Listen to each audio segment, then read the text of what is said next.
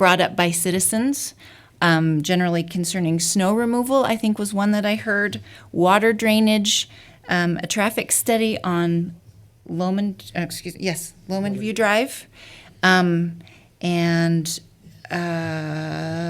those were the ones that stood out to me. Anybody have any others that they remembered? I think the one that was mentioned that might fit into the traffic study is the engineering of the road in regards to the. And the road engineering. So we have a motion to table I second request that. rezone. We have a second by Councilman Severing. We'll take a roll call vote on that. Councilwoman Stoker, Yes. Councilman Barker, Yes. Councilwoman Ekstrom, Yes. Councilman Swanson, Yes. Councilman Severing. Yes. Just wanted to make sure you're awake down there. But Mayor, can I ask just one quick right. question? Is that okay? He hasn't said anything. John, what do you think? Yeah, he's okay. Yeah. So I'm. It says for a Coke, This, yes. yeah, well, I'd ask for a Pepsi, but I'm just curious, those of you citizens are here, I mean, Phyllis kind of talked about this idea of purchasing ground to be able to create more open space. How many of you citizens, by raise of hand, would actually be willing to pay the extra taxes or whatever it would be to be able to do something like that? We've always done it. We bought Barker Park. Well, Wasn't the first time you had that idea. All well, right. and I'm not trying to be new here, I'm just looking at the future. Thank you. Thank you. Well, motion is tabled.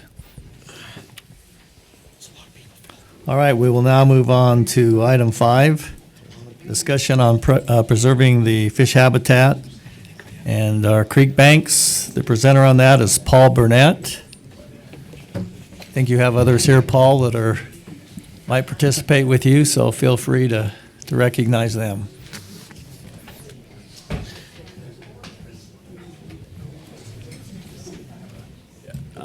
Rob had it. It's heading over there.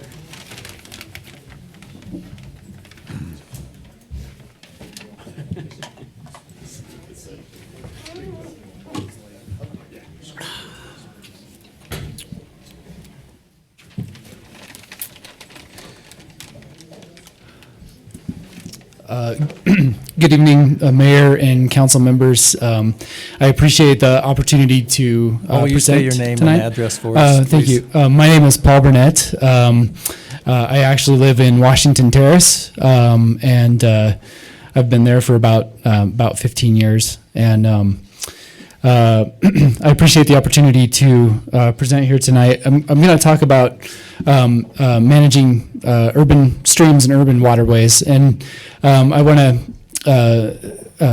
recognize Spencer Alexander with who lives in Ogden or North Ogden City, who has reached out to me and wanted me to provide some information to community leaders in North Ogden about opportunities along Coldwater Creek. So let's see if I can make this work. Or just a little bit about me. I work for an organization called Trout Unlimited. We're a nonprofit organization. We do a lot of conservation work, restoration work. I've actually been doing restoration in the Weber, Ogden River basins for about 16 years. So I have quite a bit of restoration experience, and so I'll share some of that information with the council. So tonight, I'm going to talk about 5 main things. One is talk about the really quickly about novel habitats that we people create among our communities. I'll talk about broader watershed characteristics to consider when thinking about habitat restoration or improving our waterways. Some of the challenges that we all face as our communities grow and we grow around our stream systems. Talk about some restoration goals and how to kind of establish and begin developing those. And then I do want to talk about the Ogden River Restoration Project that I was involved with pretty heavily in Ogden as kind of a case study of a really successful restoration project. So I'm not going to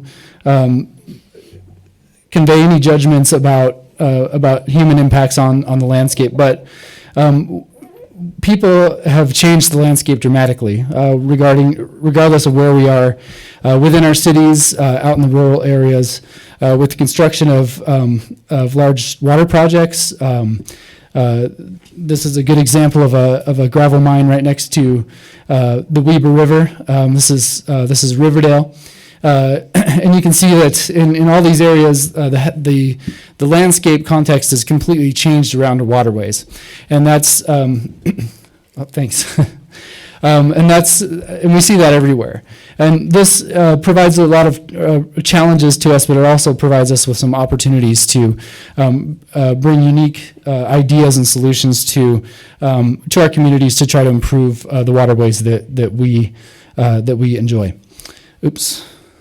So one of the lessons that I've learned with restoration is that the decisions that we make today can have some long-term effects. And so for the members in the audience, it might be difficult to see this, but this is a photo of 21st Street Pond from an airplane in 1969. And so you can see, those of you who are familiar, this is 21st Street just after they built it.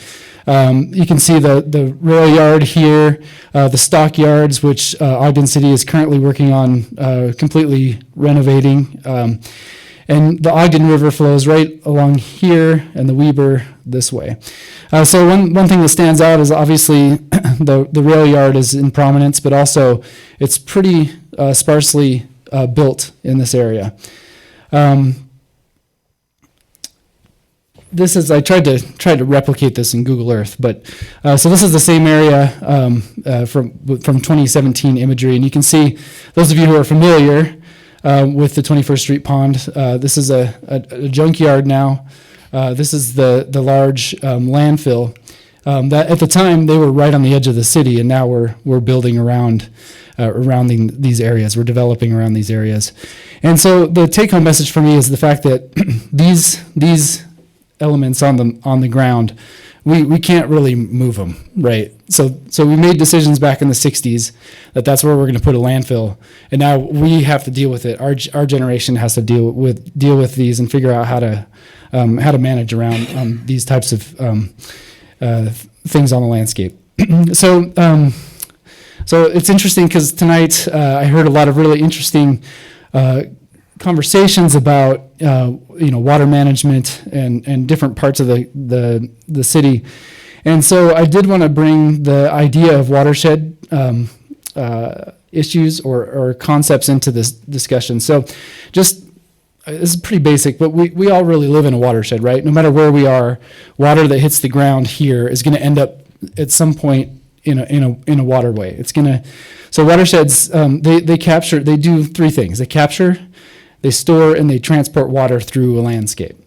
And water's always going to flow downhill unless you have a lot of money. And it's always going to flow downhill from multiple sources. So from here, from here, from here, from here, and it's going to end up in some shared destination that we all have to deal with. So when we think about even communities and cities at a watershed scale, we have to think about them as a single unit, thinking about if we do something here, what's going to happen here? There's going to be an effect.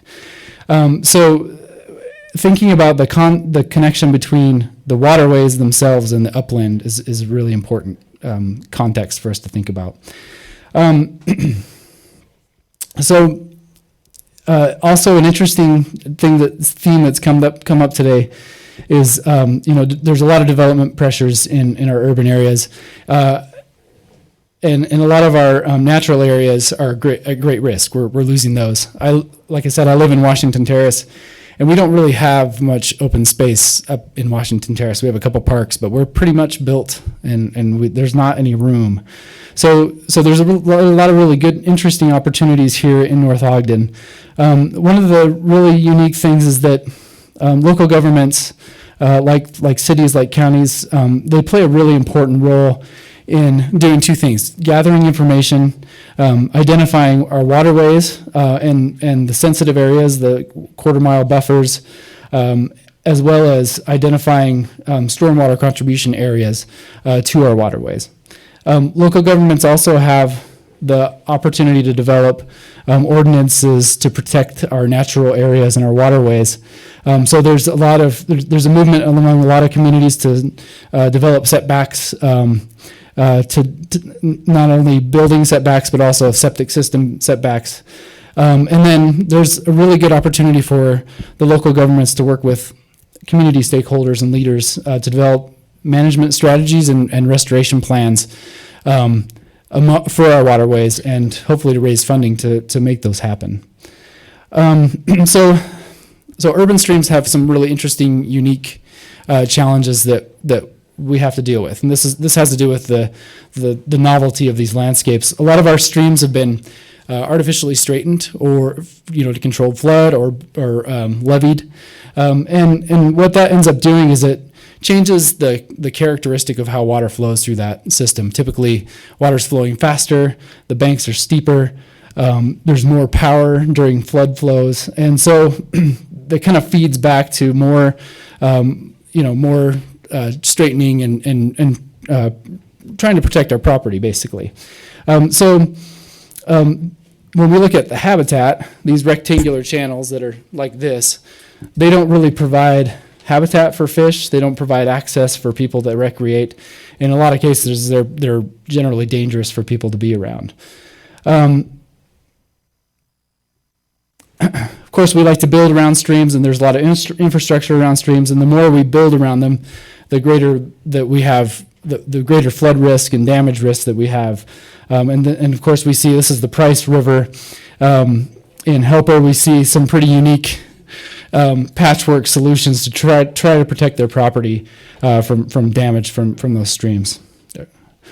Urban streams, there's kind of two challenges with urban areas. One is the impervious surfaces that our roads and our rooftops provide. Basically, that changes the whole runoff from more of a percolation from like a stormwater event or a snow melt. Changes from percolation into the ground to more of a quick runoff. So the runoff is really efficient, goes over these hard surfaces into gutters and drains, and then right into our streams. Typically, in those in our urban systems, a lot of times the water is picking up sediments, it's picking up organic pollutants and garbage, and that ends up in our waterways. So that is a challenge that we all face in all of our urban waterways. And then, of course, there's the human component. I like to be around streams. People like to fish in our rivers.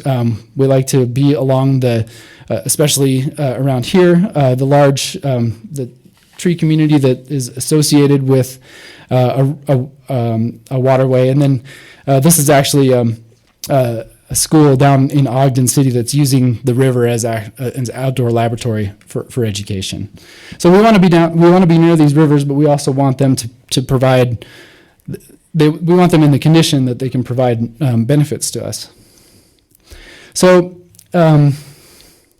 I'm here because several members of the community asked me to provide some information, to provide some maybe some guidance on developing restoration goals, because it seems like there's an interest in doing some restoration on Coldwater Creek in North Ogden. And so I kind of wanted to talk about my experience in terms of doing restoration. There's a lot of energy behind wanting to do something, and sometimes it's a really valuable idea to take a step back, slow down, and really develop a restoration plan and restoration goals. So when we're developing restoration goals, it's really important to work with local governments like the city council, like the staff of the city, to develop a restoration plan that kind of looks at these main areas. So looking at where the sensitive areas are among a stream system, what are the recreation uses along the streams? What are the barriers to recreational uses? what are some of the active transportation opportunities? And what we've seen on the Ogden River is that the river system is now an active transportation system that a lot of people are using to get back and forth in the community. What are the stormwater inputs and how are those affecting the water quality in the stream? And then things like local community concerns, water rights holders' concerns about doing restoration work, making sure that those issues are addressed before moving forward with a restoration project, I think is really important. But with a plan that really lets you, as a community, start engaging broad partnerships, such as community members who are local champions who are trying to move forward restoration work, agency staff who can help raise funding for not only for developing designs, but also for providing funding for developing the actual project itself. And then, of course, working with city staff and NGOs like ours, bringing basically the whole community together to complete a restoration project.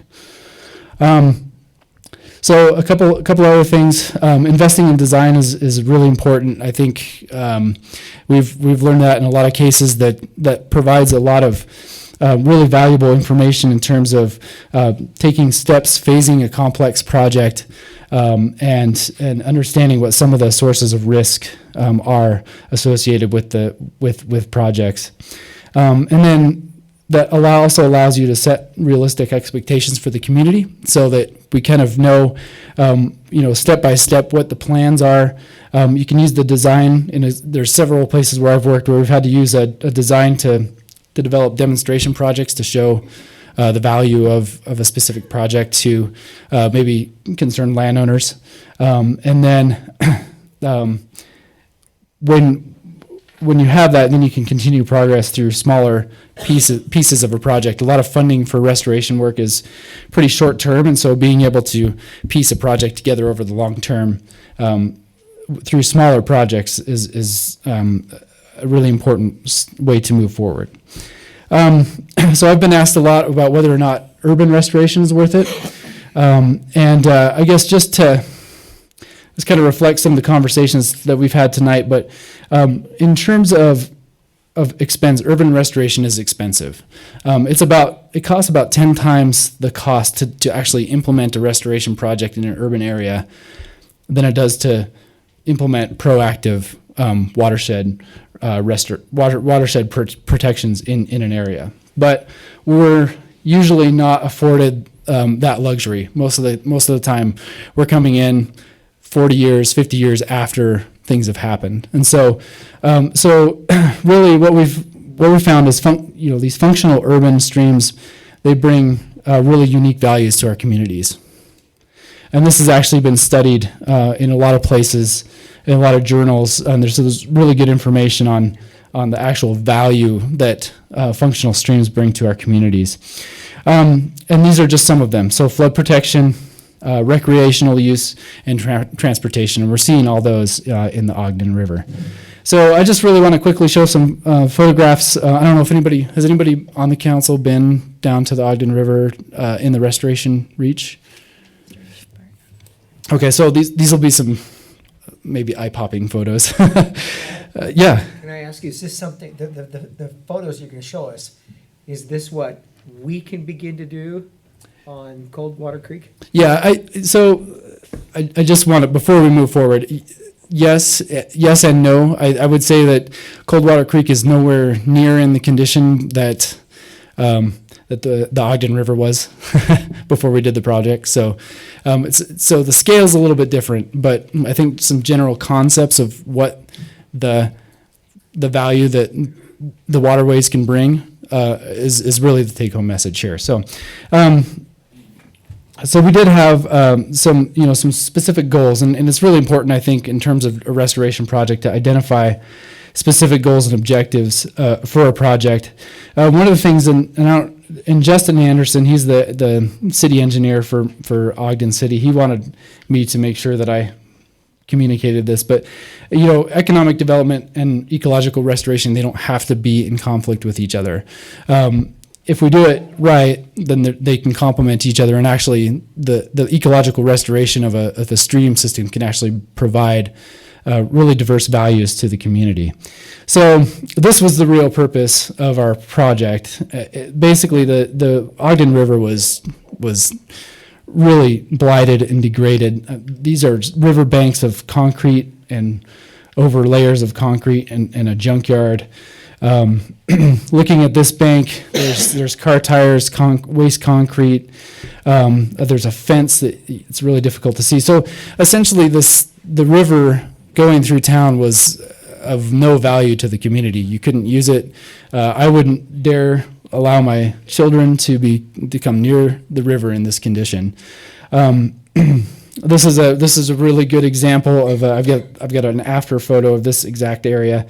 But again, there's a fence up here on the top. You couldn't access the river from the bank just because of the steepness of the bank and the debris. And then there was an interesting white line of nobody was able to identify what it was on the river, on the banks of the river. And then this is the area, the same exact area afterwards. So in this case, the city actually removed a couple buildings and set back the banks with these terraces that allows people to access the river itself. Obviously, the Ogden River is much larger than Coldwater Creek, but the same concepts can be applied. Developing terraces and allowing pedestrian access down to the stream really increases the availability of the stream to people. So this is just some fun information about just the scale of the debris that was removed and some of the accomplishments. It was a 1.1 miles of river that we worked on in Ogden. But these are some features, again, that are really important that we've tied into this. So this is an angler access point. The bank was actually right here, and so it was that steep bank right up to the river. They actually developed a bunch of setback interior floodplain areas. So basically, this area is intended to flood, and it has flooded, but it provides larger flood capacity within the existing stream system, but still provides really valuable in-stream habitat during low flows. This is one of the many in-stream habitat features that we constructed. This is a really unique solution that we came up with on the Ogden River. This is a stormwater return area, and basically this is connected to the river at high flow, but at low flow there's a rock sill here.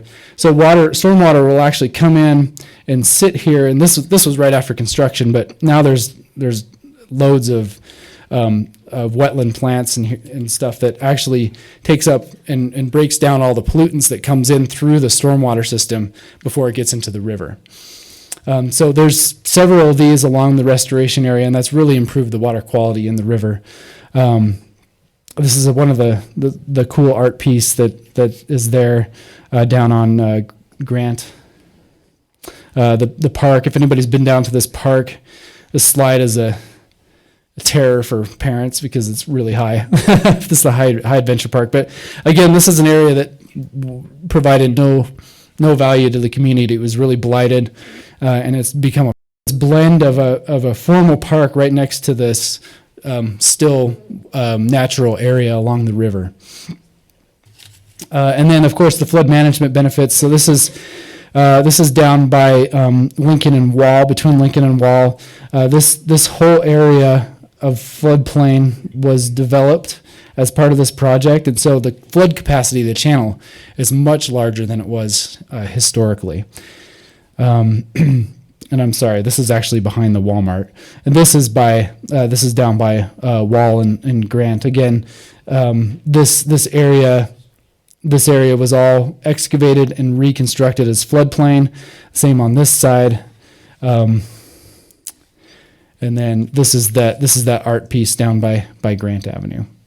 So one of the big challenges and one of the big issues that we always have with these ideas is the concept of stewardship. And there's three big issues that we have to deal with. Sustaining not only the habitat, but just the value of the area after the project is done. Weeds, we've had to really deal with weeds, and we've had to deal with garbage on continued sources of garbage on the Ogden River. And Ogden City, I've got to really compliment them for their efforts. They've developed this Adopt a River program. We have a fly fishing film festival that we host every spring that raises money to sustain this program. This program involves working with a lot of the local community organizations, as well as just members of the community, to actually adopt short reaches of the stream to actually do garbage cleanup, weed management, and that sort of thing. So I see a lot of parallels between the Ogden River and Coldwater Creek. There's a lot of differences. I'd say the scale of the challenges are much different for a small stream like this than they were for the Ogden River. But at the same time, I think there are some really good opportunities here in Ogden, or in North Ogden, and I think that one of the first steps is really kind of looking at it at this large scale. Look at the opportunities. Look at the where some of these major issues are in the stream, and then develop a restoration plan around that and move forward. So this is just my contact information. I can leave the presentation with you, but feel free to reach out to me anytime. And I did also want to say that I'm part of this organization called the Weber River Partnership. We actually have a Weber River Symposium coming up next week that we're going to be talking about a whole range of issues associated with the Weber River. And actually, Coldwater Creek is actually part of the Weber River Basin. So, if you're interested, reach out to me. I can get you tickets for that. So that's all I have. I'm more than happy to take questions. And I don't know, if Spencer, if you have anything you wanted to say. So, Spencer Alexander, 1740 North, 150 East. You guys have seen me up here about the subject quite a bit. So I just want to say that I'm really thrilled that we've been able to have Paul here tonight. It's a really cool thing that an organization has an invested interest in making this work for us. Obviously, this project is kind of at a lower scale right now. We're in the planning and the ideas part of it. But to see that interest in it, and that we could, as a group of people and in organizations, we could accomplish a pretty cool thing here in our own North Ogden, and that's such a great thing. I've done some artwork of some of the fish that I've caught out of Coldwater. I've got a few named. And also, too, I was just discussing with my neighbors down the road. We were talking about the blue heron that comes and visits them, and their little kids, I guess, are throwing around names for this animal, and so it's very neat to have an opportunity to be close to nature, but still be removed in our daily lives of what is, going to work, getting the groceries, but that we can still have these natural places, which for me, I walk out my back door, I open my window to my studio, and I can hear the running water. And these are things that I think are priceless. So whatever we can do with the help and guidance of Paul to be able to make this work, I just think is such a great thing. Hey, Paul, I had a question or two. How was this project funded, and what was the involvement of the Army Corps of Engineers? So the Corps of Engineers is the regulatory agency that oversees all stream alterations on navigable waterways, and so they permit anything. So anytime you have any sort of a restoration project or any sort of change to your waterway, it's supposed to go through the Corps for permitting. It doesn't always. So they took care of all the permitting, or we permitted through them. So that was part of the design process. So in order to get a permit, we had to go through the design process. We had to demonstrate the change in flood stage based on the project design. Funding for the Ogden River project was diverse.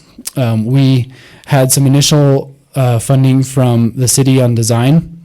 This was developed back in the day of the ARA grants. I don't know if you remember those, the stimulus money from the federal government, and that went through the Division of Water Quality. We had several different grants from Division of Water Quality, Division of Wildlife. I think the Central Weber Sewer District provided some funding. The Corps did not provide funding. They did. They were supportive of the project, but most of the funding came from kind of water quality type sources for the project and habitat and wildlife. Thank you. Yeah. I have some questions. Sure. Recognize Councilwoman Ekstrom. Thank you. I'm excited about this. I love it. I think it's going to be beautiful. What stage are we at for Coldwater? Are we mostly in kind of proactive preservation? Are there parts that are needing to be redeveloped? I know there's it's buried in the parking lot right in front of our business, and I think it would be really cool to bring it back up. But give me kind of an overview of what is the plan? What's the overall plan for Coldwater Creek? I would really love to know. So I think at this point we're at the stage where we're identifying that there are some issues, and that's a really good stage to be at in terms of, all right, we need to take a step back and look at the whole watershed, because I think we've got. So you were interested in a specific area. Spencer has some specific interests in a specific area, and I think being able to take a step back and kind of develop more of a watershed scale assessment and looking at it from the top to the bottom, I think is really where we are right now. We're before that, so we're kind of stage 0 in terms of steps, but we're talking about it, which is a really good and important thing. Okay, and is it your organization that kind of does the whole planning, and then what resources do you need from us to help? So we, we're a community partner. So we work with organizations to help find funding for planning. Typically the planning is done by the local government, because you kind of have the authority. We're a nonprofit. We don't have the authority to really to make decisions on like setbacks and that sort of thing. But we're more than happy to help raise funding for it, especially if the community is in support of it. And you can make recommendations. It's like we want this to be really nice. This is what we recommend to have it be really nice, and you can kind of give us a picture about what it's going to look like. Is that what I'm understanding? We can give pictures. I think in terms of actually developing specific recommendations, that's where it actually is. We're at the point where we'd want to hire some sort of a consultant or something like that to take a kind of a more balanced look at everything, if that makes sense. Okay. Yeah. Thank you.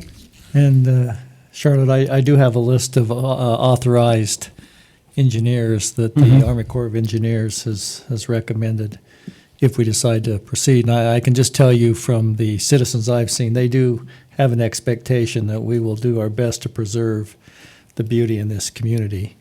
So I think it's something we do need to take a look at. It's complex. Definitely it's not easy. It sounds simple, but it is complex. I was just going to say, John, I recognize Councilman Severing.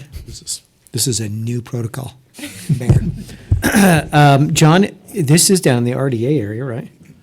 A portion of it does flow through the RDA. So with proper planning, we could probably utilize some of that money down in that area. Yep. So you guys have got $12.50. Go for it.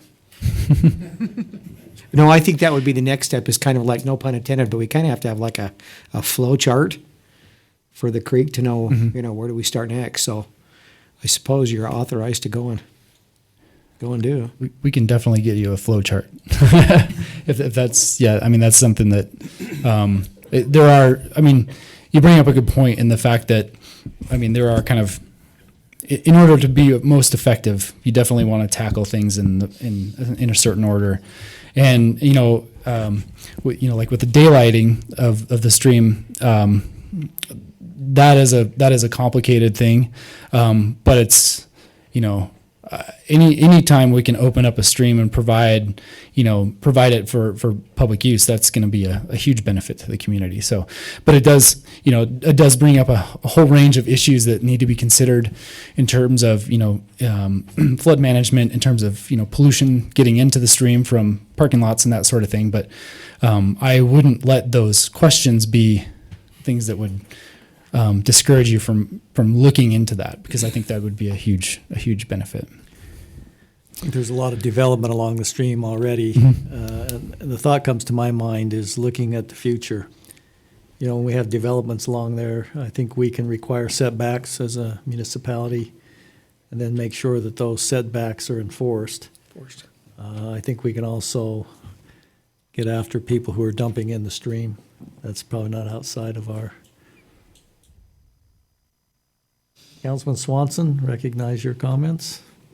Couple of questions on the Ogden River restoration. Scale of 1 to 10, 1 the worst, 10 being the best condition. Where was the Ogden River pre-restoration? I would say it was a 3. I lived in Pocatello for a few years, and I don't know if anybody's spent any time in Pocatello, but the river in Pocatello is actually in a concrete channel through town, and I would consider that a 1. So at least there was a somewhat natural channel in Ogden, but it was about a 3 before. Where would you put that 1.1 miles Now? that was restored? I would probably put it at about an 8 or a 9. It's Okay. not pristine by any means, but I mean, if you go down there and you just see the number of people using the pathway, using the river, in the summer people are swimming in it, which didn't happen before the restoration project. So What was it's the cost? it was about $6 million. About $6 million for the 1.1 miles? Yep, it was pretty expensive, but that included that there were several buildings that were removed Sure. and properties were purchased there as well. So, And last, on that same scale, where would you put Coldwater? in Overall? terms of degradation, I've only seen a few parts of it, and so I would probably say like a 4 or a 5. Okay. Yeah, What was the Likert scale? 1 was, 1 is the worst, 10 yeah, is the one best. was the worst. Yeah. Any other questions or comments? Not, Paul, thank you very much. We'll look forward to working to see kind of a flow chart, and I think there is interest in preserving the beauty of our community. We'll just have to figure a way to look at it and see what we can do. So Well, thank you very much for the time. We appreciate it. appreciate it. Good presentation. Thank you. With that, we'll move on to item number 6, which is something we asked our city manager, John Call, to bring. That's a discussion and action on mailbox replacement policy. So, council, this agenda was passed by the council or this resolution was passed by the council in 2014. This is almost an exact copy of the wording. The stuff that's highlighted is the question for the council to consider, as well as we've added some additional language that says the mailbox repair or replacement shall not exceed the actual expense, and then this is where the council would insert an amount, and then whichever is less for any single event. So that would give the council some coverage if someone decided to install a $25,000 mailbox by Banksy or something like that. I guess that's probably low for a Banksy.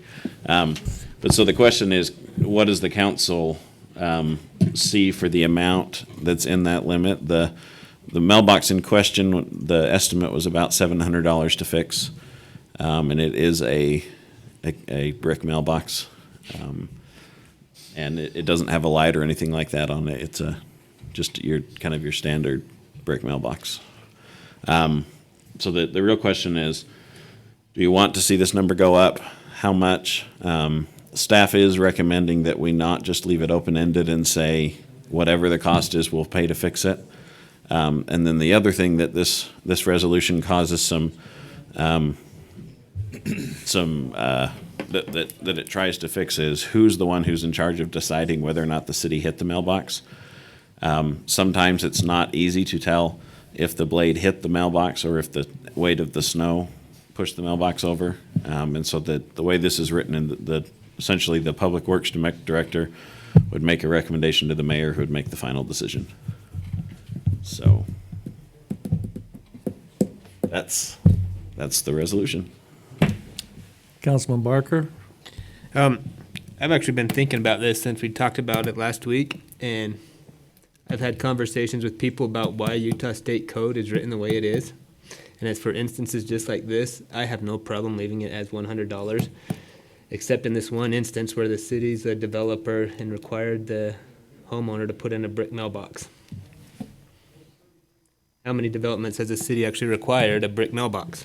Because this code, this is written, says the homeowners are building a brick mailbox at their own risk. Except now the city said, no, you're gonna build a brick mailbox. So, there's no easy answer, I don't think. But I don't mind it staying at $100 because most people are building them at their own risk. Except in this one instance, he just happened to be in the, is there 20 homes up in that area? 25? I don't know, whatever there was, that's where they were told you will do this. Any other comments? You know what, Ryan, I would say the only difference would be that, if, the city would not get involved with this, but if a car took out a mailbox, we would expect them to compensate the owner. So I would recommend, I think we've set kind of a precedent this last year on some, assisting the people on Fruitland Drive. I would recommend on that ordinance, Dave's here. I've kept really close tabs. I think the plowers do a good job. I think they do good. Nobody's out there trying to hit mailboxes. So, I think we ought to look at not exceeding more than $1,000. $750, $800, not to exceed $1,000. And we would probably want to ask the plowers to be cognizant of it. And so that's my recommendation. Thank you. I surely understand where Councilman Barker's coming from. I've always been of the opinion that the city is no better than anyone else, and if somebody ran over my mailbox, I would expect him to pay for it. If you can catch them. That's true, but we have honest plowers, and so they know when they hit the mailbox. So, Councilwoman Stoker, recognize your comments. My comment was, yeah, if you can catch them, but it's like nobody replaces my mailbox when somebody comes through and smashes it with a bat. I have to do it. Do you have a brick one or do you have a wood one? Doesn't matter. It's ruined. You're right. In this But you case, never asked for it. we catch him because we know. That's true. So anyway, any other comments? Councilman Ekstrom? Yes. It is expensive to replace a brick mailbox. Ours just kind of disintegrated. It wasn't hit by anybody, and it was really expensive to fix. And we did have to do it because it was part of the neighborhood covenants. We have to have a brick mailbox. And I think raising the limit to $1,000 to actually, if one is hit, is going to be a rare occurrence. Most of the time, if you bump a brick one, it doesn't fall over. And on average, I think getting them fixed, it's not we give everybody $1,000 if we hit their mailbox. It's how much it costs to fix it. So again, I backed into my brother's on Christmas Eve, and it cost him $10 to fix it. I compensated him with pizza dollars, but and he was happy. But yeah, we had a delivery driver that hit a mailbox, and it cost $50 to replace it, and I wrote her a check for $50. It's just responsibility when you damage someone else's property that you fix it. And I think. Again, I don't foresee that we're going to have a lot of brick mailboxes needing to be replaced. Most of them are probably still going to stay under the $100 range. But I think if we do damage one, that we, have a policy in place that we can fix the damage to it. I've got a feeling Dave will advise his plowers to, if we change this, that it's more than $100 now, right, Dave? Yes, sir. Councilwoman Stoker? I agree that we should replace them, but I think 1,000 is a little high. I think maybe 800 is more of a better cap. That's just my opinion. That's a good point. My neighbor's brick mailbox was knocked over by a car, and I checked to see it was $800 to fix it, repair it. I think the bill we've got on this one, John, is $750. I think 7 is what Seven? the quote they received. So any further comments from the council? If not, Councilman Swanson? Back when we passed this ordinance, I think, was it 2014, John, somewhere back then, one of the comments that was made, I think, by Councilman Satterthwaite at the time was that this was a first shot at it and that we could and would revisit this somewhere down the road. So I think it's an appropriate time with the circumstances, certainly. I think we also have a better feel. We didn't have a real good feel back then of how many mailboxes we were taking out every year, and we were kind of taking a stab in the dark. And I think we have a pretty good number, pretty good idea of what we do each year. And the big ones are pretty rare. I don't have any issue going to an $800 cap. I think $1,000 is a bit much, but I think it's the right thing to do. Councilman Barker? Even though I said I'm not opposed to leaving it, I do still feel, as a city, if we break something, we fix it. So, All right. Any other comments? If not, I would look for a motion to amend the current ordinance. Is this a resolution or is this just a motion? This is a resolution. So do we have a number 030-2020, We do. 04? Right? I think so. 04-2020. I would move that we accept Resolution 04-2020, the ordinance on mailbox replacement policy, to not exceed, It's a resolution. isn't that what I said? It's a resolution. Yeah. Did I Go say- ahead. Did I say that wrong? Oh, you said resolution. Okay. Not to exceed $800 in repair, So actual cost with a Actual maximum cost. of 800. right? All right. Second. So a second, we have a second from Councilman Swanson. We'll do a roll call vote on that. Councilwoman Stoker, Yes. Councilman Swanson, Yes. Councilman Severing, Yes. Councilman Barker, yes. Councilwoman Ekstrom. Yes.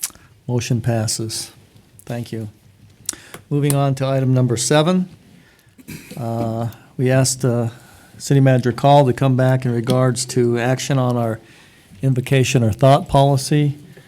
So John, you want to present that? Yeah. So, council, this has been copied or, I don't want to say stolen, but borrowed. Cities do that a lot. We reach out for people who have similar policies. This one comes from Cedar Hills. And so it's a modification of their ordinance. Mayor Berube pointed out a few things that would be helpful to fix in the ordinance, specifically relating to the tense of the language, and as well as adding, anytime we say invocations, to put everything in there: the thoughts, supplications, praises, thanksgivings, readings, and invocations. And so the only spot it isn't there is in the very top. And I think we'd be open to what word the council wanted to do under the "now therefore be it resolved." We could leave it as invocations. It might be a very long policy if you include all those words, but I think at the same time, if the council feels that's appropriate, we can include that as well. So we had some good city managers respond pretty quick when I sent out an email, and this was what I felt was the best ordinance or best resolution that anybody had. I think it also reflects pretty close to Salt Lake City's. And you may be wondering why this is necessary, but governments have a obligation to have neutrality in the use of their property. And so I think this is important to make sure we're complying with that. So any comments on the resolution? Councilman Swanson, recognize you. I would like to see, even though it makes it a little bit longer, I think the substitution of the multiple descriptions versus just the singular word invocations in that last paragraph, I'd like to go ahead and see that spelled out as with all of them. I didn't see anywhere else that it was, invocations was used by itself. And the only, I like it, I like what it says, I like how it reads, and then it's now incumbent upon us, if we pass it, to promote this. Not to just say, okay, we've got the ordinance. I think we need to go out actively into the community who would like to participate regardless of belief, and encourage them to come be a part of our meetings and to thoughts, invocations, whatever. I think John and myself had that conversation about including that, so I would concur with that. Councilwoman Ekstrom, did you want to be Oh. recognized? Yes, and it was just kind of along the same lines. I'd like to include all of the language, but maybe not have to include it, but just choose a word and then say, kind of have an asterisk down at the bottom, which is to include all of these, other things, but we just choose one particular, just so that it doesn't make the wording long all the way through it. And then I would be happy to lead the charge. I would love, I've been trained in meditation. I would love to lead a meditation before, just as a kind of an example of what could be done for others that may not be comfortable. It's like, here's an example of leading a meditation through, and kind of like spearhead the change, if that would be all right. All right, any other comments? If not, I would look for a motion to pass Resolution 04-2020. 04 or 05? 5, I'm one off. Nobody ever said I was that great with numbers. Mayor, I'd move that we approve Resolution 05-2020, modifying the quote-unquote invocations policy with the Right. city. We have a motion by Councilman Swanson, I second. second by Councilwoman Ekstrom. We'll have a roll call vote on that. Councilman Barker, Yes. Councilman Severing, Yes. Councilwoman Ekstrom, Yes. Councilwoman Stoker, Yes. Councilman Swanson. Yes. Motion, resolution passes unanimously.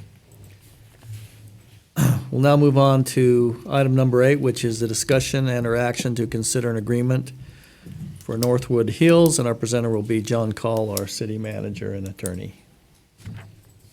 So, council, this is coming back to the council. You had talked about this back a couple months ago, so some of you were not on the council, and some of you are. I'm rotating it so that north is up. This is 2600 up in this area where the purple dot is, and then the homes in the Barker Park subdivision, the Deer Meadows, are over here. And so this is essentially one lot away from Barker Parkway. The council had approved the rezone for this property, and now a developer has come in with a subdivision plan. As part of that plan to obtain preliminary approval, they were given the condition that they get the approval from the council on a development agreement. In looking through the development, there were 3 issues identified. One that we were well aware of, and 2 that not that the city wasn't aware of, but they were done back in the 1950s or 60s, and so finding the documents to address everything has been somewhat difficult. We have Lauren here who has reviewed the engineering. I'm going to talk about the 3 different projects. One is connecting a storm drain pipe out to 2600 North, and then the upsizing costs to get that pipe down and into the Oaklawn Park Basin. This project creates a diversion point out here in the road where the city can send water into 2 flood channels, kind of a splitter point. If we're getting too much water on one leg, we can divert it to the other, or if we're getting not enough in one leg, we can divert to that leg. The next project is dealing with some stormwater runoff that comes out of this subdivision directly east, which is, in that subdivision, we don't have underground storm pipes. It's mostly curb and gutter, and then the water drains downhill, and discharges onto this property. And then the third one is on this road, which is 2550 north. In the agreement, it says 2500 north, but it's 2550 north. There are 5 homes which are on septic tanks because they couldn't flow the sewer out and up to 2600. And so the question is how to pay for that as part of this development. And on that one in particular, I don't think there's a question of unless we can find some documents that show that one landowner or another accepted the responsibility. I think the responsibility is either on the city or the 5 homes who have septic tanks. So as soon as it becomes practical to not have a septic tank anymore, our ordinance says that they have to connect to the city sewer system. To put that into perspective, the estimated cost for that portion is about $55,000, so it'd be about $11,000 a house. And so the question is, how does the council want to address that? The current proposal, as shown, the developer is asking for in total $150 some odd $1,000 for these 3 projects, most of which are upsizing. So the actual laying the pipe doesn't cost that much, but the cost to lay a larger pipe goes up incrementally. They were already going to dig some trenches. We do have some questions about some of the components of that, and that. So that's something for the council, and I think it'd be helpful to have Lauren provide some input on. Then there's also 2 other things addressed in the development. One is the trail connection from Barker Parkway down to the Oak Lawn Park property, which would be an asphalt trail. And this agreement proposes it as a developer expense. And the other thing would be, and I'm going to zoom in on this one, putting in a sewer line that connects about where this orange dot is and heads directly west through some property that North Ogden City owns in the subdivision there, and connecting to the sewer out there on the north side of the bridge, if you're aware of where that is, and a corresponding trail connection at that same point too. I think it'd be helpful to have Lauren provide you some comments and feedback. We've gone through this a little bit. I'm not sure if I saw the applicant. Nope, I'm not getting a. And so we had kind of suggested that the council talk about the things that they want and not approve this tonight. That's the staff recommendation. But I think it'd be helpful for Lauren to provide you some other more detailed expert type comments, if that's okay.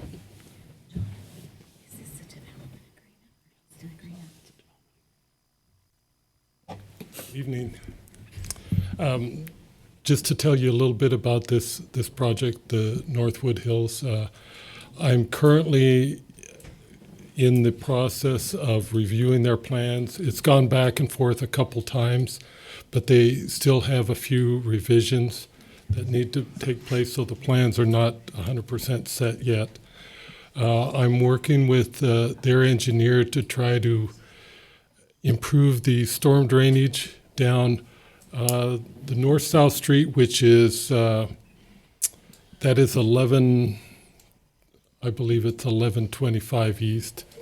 And in that process, we're trying to make some enhancements to the storm drain to make it a little more efficient, give us some better grade, so we might be able to reduce some of the pipe sizes to get the capacity in there. But I would expect this next revision that I receive, the plan should be in fairly substantial completion to be able to approve those. Did I read in there where we're going to have to increase the depth of the Oak Lawn Park retention basin because of the flow from this subdivision? Correct. That's part of the development agreement, that in lieu of providing on-site detention in this subdivision, they are asking to provide or purchase capacity in our Oaklawn Park basin. We currently have roughly 6 acre-feet available with some small improvements, raising some of the control structures and that. We will gain a little over a total of 10 acre-feet. And they are needing approximately 1.5 acre-feet of that additional. So we have additional capacity for the rest of the drainage basin. But right now, there's not adequate capacity. Right now, there's not. And by not having them have a basin on the development, that's an extra lot for them, most likely. Most likely, it's an extra lot or two. Plus, they would have to provide all the outlet piping to get it down to the basin and do some improvements there. And so in the development agreement, they're having to put storm drain pipe in already. We're asking to upsize that to allow our water to flow through from 2600 and the adjacent subdivision by installing some larger pipes. Of course, in return, we're giving them an easement that probably makes that development economically feasible. Otherwise, they can't go up to 2,600, Yes. and they'd have to go down and get an easement through Lyman Barker's property. That is So one the option. easement that we're Yeah. looking at granting them is, We're not only going to grant them the right to cross our property with the sanitary sewer and the trail, but also the right to use our detention basin for some additional stormwater detention capacity. anything else, Lauren? I did want to mention that there is a portion of the cul-de-sac shown on those plans that will flow directly into the channel, the gully that's behind there that goes underneath the bridge toward Barker Park, that will not be flowing into the detention pond, but it's just based on the grades. And we are requiring them to install some extra storm drainage improvements, a catch basin that will allow some of the sediment to settle out and collect some of the debris to help minimize any impact to that drainage channel there. So, Okay, any questions any for Lauren? questions? Anything else? So there was 150,000. The city's, Recognizing Councilman Severing? sorry about that. I'm gonna get used to this new protocol. We have a reason for Okay, this. that's understandable. Did you say something about? Did John say something about $150,000 the city would have to come up? So would it be 150,000 plus 55,000 to assist those 5 homes?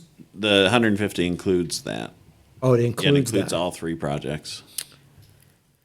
And that sanitary sewer installation that would replace those septic systems is actually in phase 2 of their project.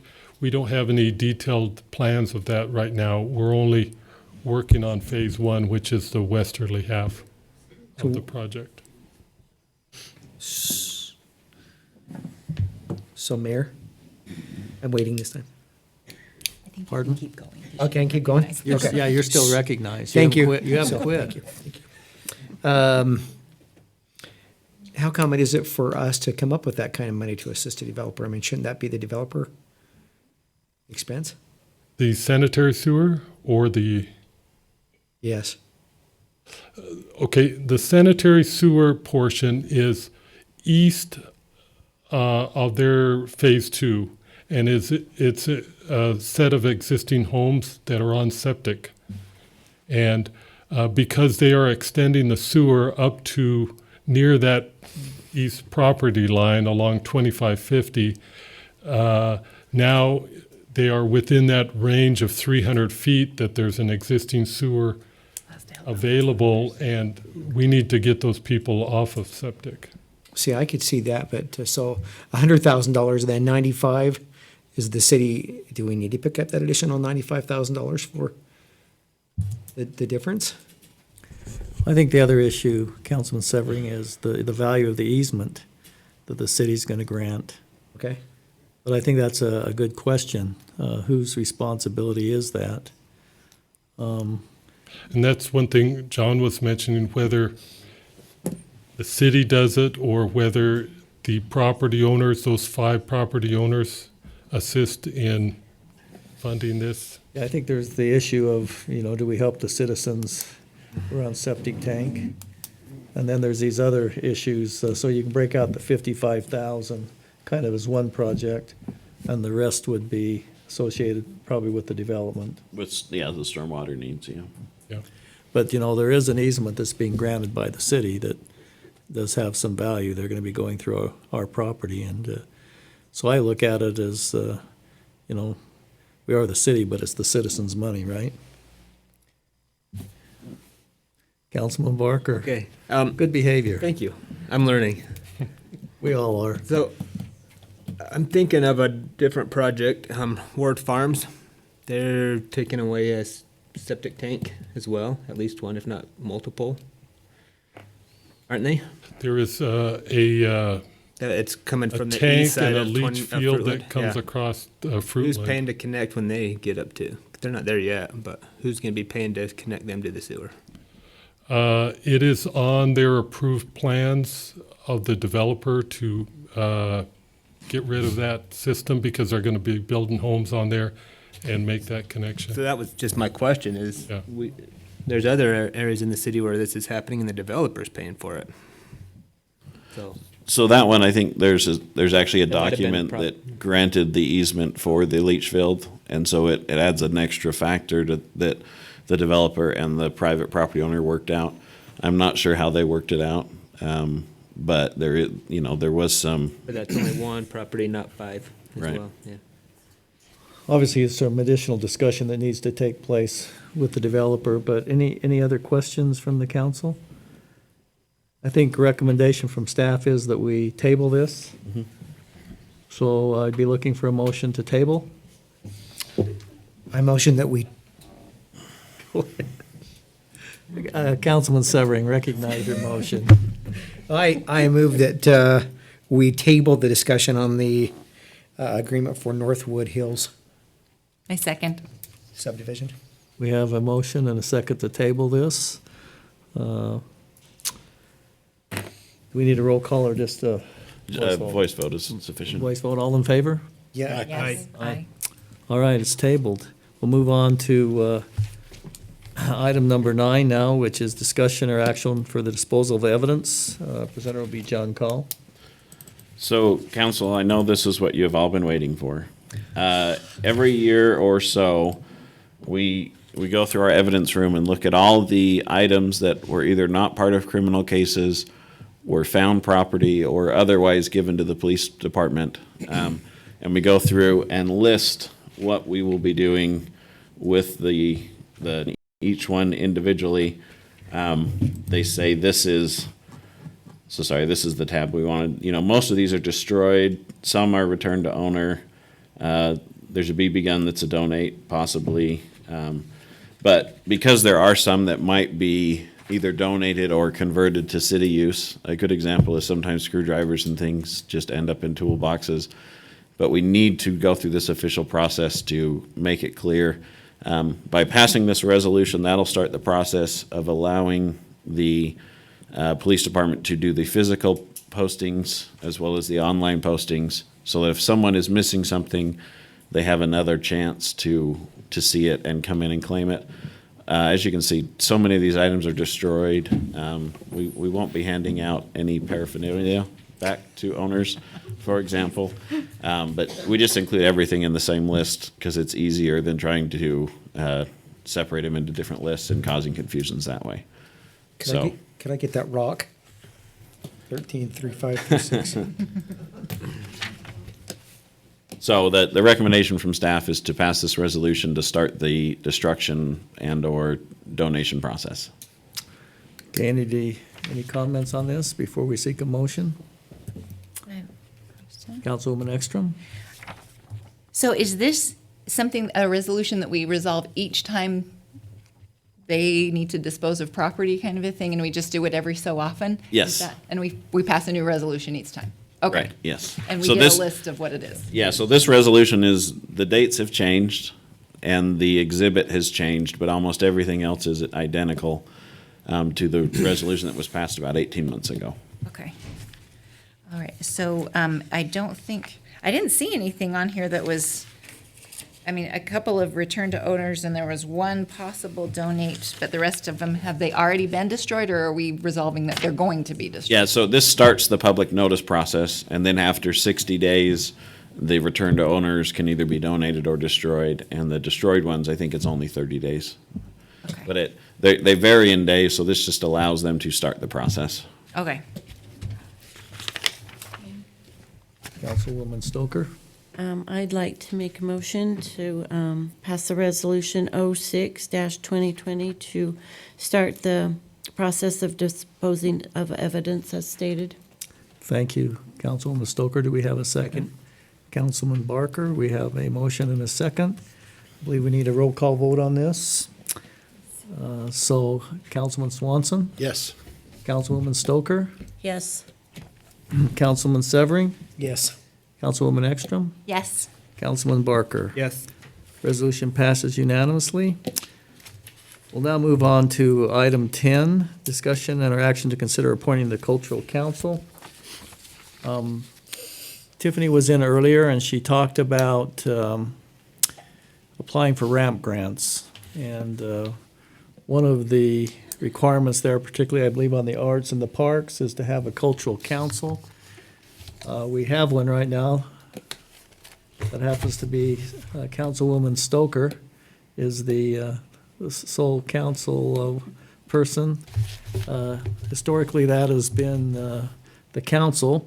So just to make sure that we're in compliance and can help Tiffany in her desires to get those ramp grants, I would suggest that we appoint this council as the cultural council to give help to our Parks and Recreation Director, and that we would actively meet at least every 6 months, if not more often, or as often as needed. So, be looking for a motion to appoint the city council as the cultural Included as council. well. Well, people say I'm not that cultural, but I'd be happy to help, Councilman Barker. So with that, it'd be a 6-person council. Can we do that? Yes. Attorney Call?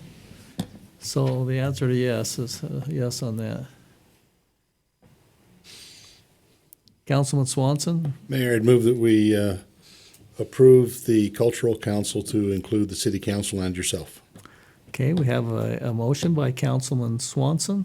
I second. We have a second by Councilwoman Ekstrom. Any further discussion? If not, both, I look for a voice vote on that. All in favor? Aye. All right. With that, our next item is any public comments? Any further public comments?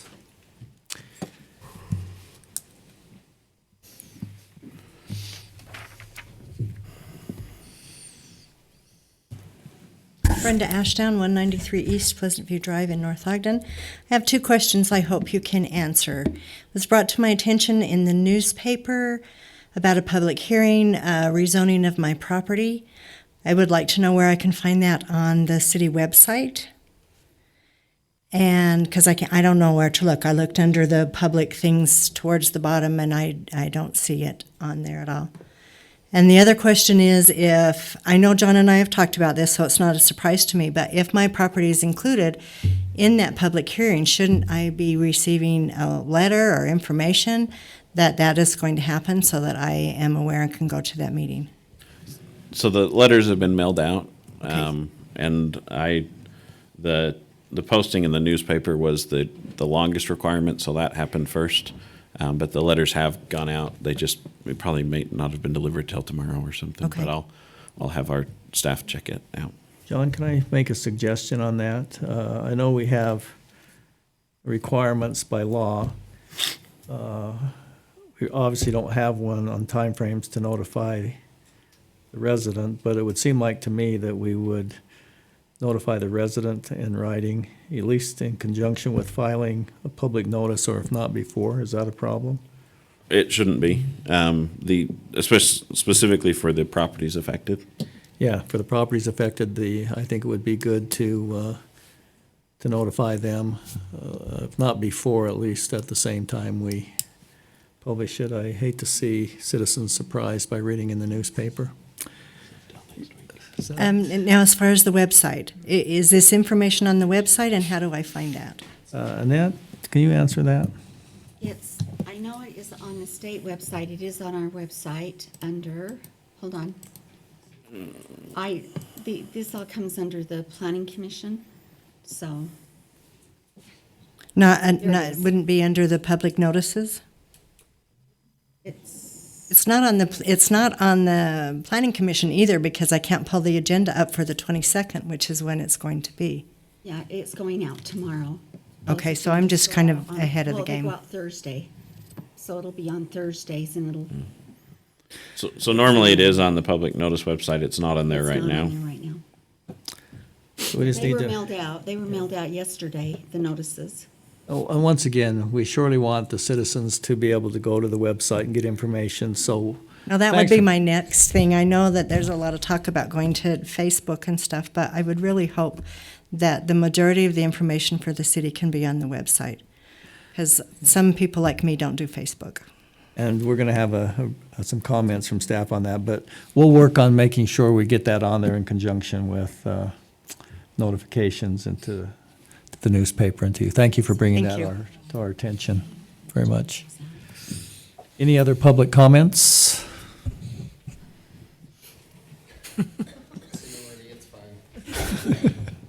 Okay, so you have that. Julie Anderson, 940 East, 2600 North.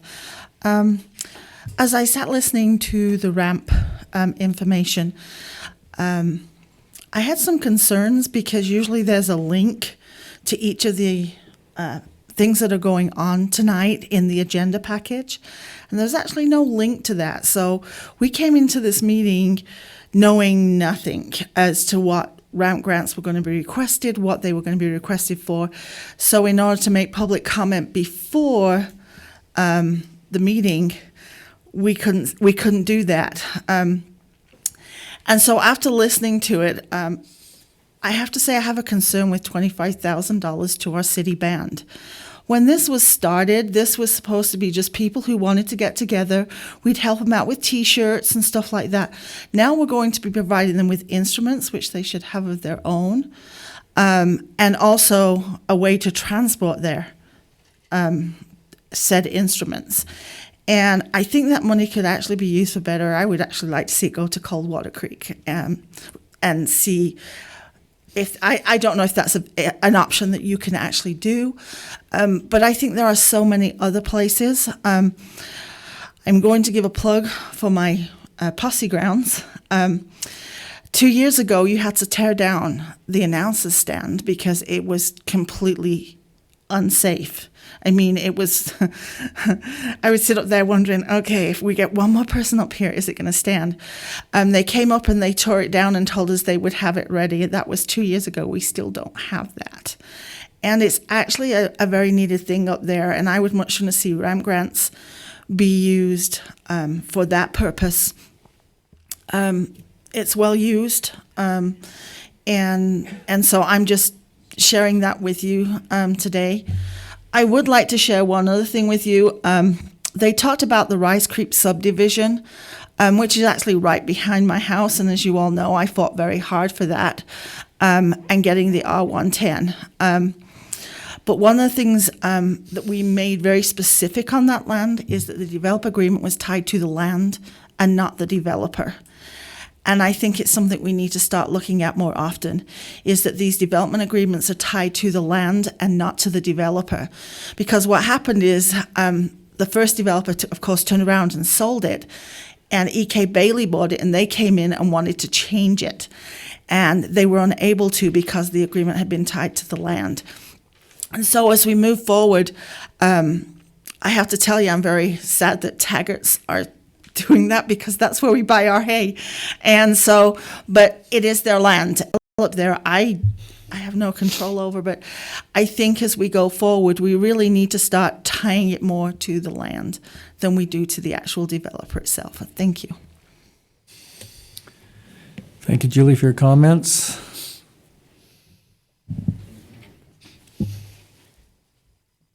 Spencer Alexander, 1740 North, 150 East. So just in regards to a couple of things that I got thinking about after Paul's presentation. So one thing that we talked about, Paul and I, about is getting people involved as what he called as, I'm trying to remember how he worded it, people that are invested in it. So it's kind of like how you have stockholders. So you have people that would be like stakeholders, but in regards to their interest in the water. For example, I'm very interested in my section near my home and what's close to me and what I see on a routine basis. So if they open up the creek near you, then that would be a section where you would be very invested in. So I think we definitely need to get a stock of people from, where we border Harrisville all the way up to the canyon and maybe even the Forest Service, because obviously the canyon is important in this. And we talked a lot about property owners' rights and things like that too. But there's some issues where we have to think outside of just the property and other things that it affects. I mean, for an example, I'm guilty of it. I've encroached on the stream.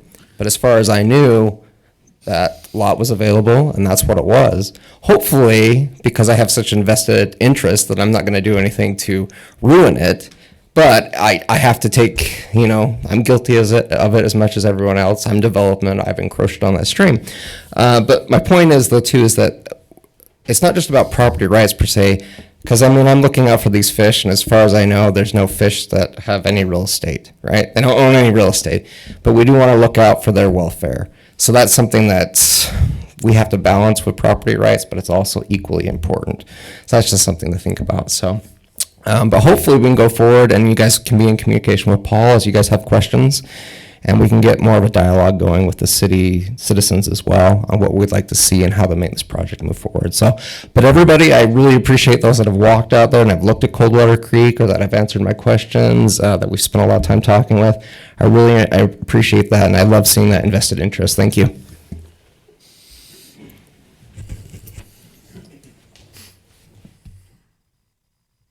Hi, I'm Rob McCord, 947 East Deer Meadows Drive. I just want to say thank you to all of you for upping the mailbox thing and taking ownership for that. I appreciate it. Thank you. Yeah.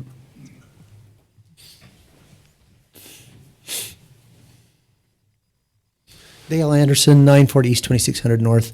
As we've gone through this discussion about, on the one hand, a property owner wanting to dispose of his property in a way that he sees fit, as opposed to the property rights and impacts of their neighbors. And as we talk about Coldwater, I'm one of those that when I went through college, it was the point in time when we began to talk a lot about social responsibility, not imposed on the government but by individual organizations, companies, cities doing it themselves, initially because it was the right thing to do, but also that it had a beneficial impact to our communities, to our lives, to our society, and ultimately there is economic benefit to social responsibility. Coming out of the age of the robber barons, where we needed labor unions and things like that to force this issue, and other people protesting in the streets and things like that, we've come around where maybe we've come too far in some cases the other way.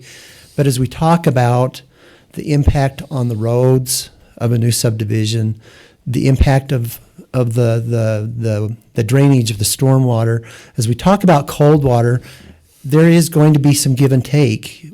It's unfortunate that we weren't as cognizant of what we were going to do with Coldwater at the time.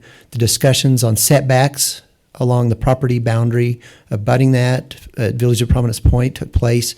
But we do have other areas as we move eastward through some agricultural properties that are not developed yet. And you go up through there. I know we have a conflict getting in and out of Coldwater canyon now because of a couple of landowners. So as we talk about these things, I would hope that, yes, some things are going to cost us. We spent money to buy Barker Park at one time. We bonded for open space, as Councilman Swanson has talked about. So these things don't come for free, but the benefits that we leave as the legacy to our descendants and those that come after us, 20, 30, 40, 50 years from now, they're not going to be very worried about what we spent today. But I understand we have budgets, we have reality also. So hopefully that we would temper these discussions between how much money a developer might make or somebody wanting to cash in and leave their descendants an inheritance or whatever, as opposed to what we've done to the neighbors or what we've done to people who travel the roads in and out of there. Thank you. Thank you, Dale.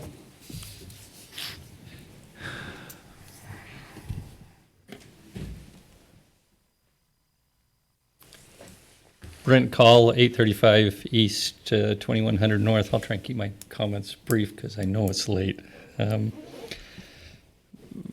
But I just wanted to compliment the council also on their actions tonight, and particularly some of the discussions about open space and green space preservation. And I'd like to echo some of the comments that have been made already about that I think that's a very important thing for this council and this city to take more seriously. When we bought our property over on 2100 North, one of the things that appealed to me was the master plan that existed with some of the areas around there. That all changed. The councils in the past changed some of those and approved some subdivisions behind me that changed some of that, eliminated some wetlands area, and that was disappointing. As the development across the street from me has come up, I voiced an opinion about green space there as well, that we're putting several hundred homes planned up there in the future. And what are we doing about green space up there? So I think that's a very, very important thing for this council to be thinking about and taking action on. I'm willing to pay for green space. I bought green space, and also the Coldwater Stream project. Again, I've got a vested interest in that. I own 350 feet of stream bank. That's a great project, and really encourage the city to get behind that. I know that's a grassroots thing right now, and the city's not really involved with that. There's a lot of property owners that need to get involved with that. I'm willing to do that. Anyway, again, thank you for your guys' efforts and your dedication, and I appreciate that. Thank you. Thank you, Brent. Anyone else? If not, we'll have comments from staff and the mayor. We'll start with the staff. So, council, one thing has been requested is that typically we're setting the agenda on Tuesday mornings. We don't have all the information included, but we've talked about sending out a draft to the council so that you can make sure that the items that you want to see are on there, and there's not confusion, so that we don't end up with stuff getting posted still within the guidelines, but the day before. And so that's one thing that you can start looking for is on Tuesday mornings to your email basically a copy of the draft agenda for the council. It won't include packet items. It'll just be the items. And especially if you see items you need more clarification on what it's about, so we can increase the description to be more clear, that would be helpful. And then the next thing is we are also putting on the website a volunteer opportunities in the resident section of the website. Currently, it's only stuff the city is actively involved in, the VIPS program, the Volunteers in Police Service, or the the disaster volunteers or things like that, as well as cherry days and stuff. So be looking for that as well as we move that direction. And that's everything I've got. I would just like to say thank you to those who have made comments tonight. And I hope you recognize that we've got committed staff and committed council members, but we're not perfect, but we're learning. We're going to get better as we go along. And just one other comment on the website. We will also, as I mentioned briefly last week, we will be developing a section called Speak with the Mayor, where we'll be soliciting comments from the community and also getting information out to the community. I think it's all of our goals to try to be as transparent as we can and help the citizens understand what's happening in their city with the hope of getting more involvement. So with that, I'd look for a motion to adjourn unless Councilman Swanson? We have council comments as well. More? I'm just asking. Could bypass that Yeah, tonight. yeah, We can have further. I'm sorry I missed that one. that's all right. So it's council, mayor, and staff. So any other comments from council? I just have one. And that, it revolves around a lot of what we've talked about tonight with the zoning. John, we've talked in the past about vesting zoning for different open parcels so that when developers come in and they purchase the property, they know what zoning has been assigned to that property. I think it's time that we jump on that and we get it done. So that is the plan for the next step for the general plan steering committee, is to look at that process. Okay. Thank you for That's all I that have. comment. I know I mentioned this. Recognize Councilman Severing now. Before you speak, just say point of order, and then Go we'll ahead, remember. please. Mayor Chug must have just let us get a little, at least me, get a little sloppy.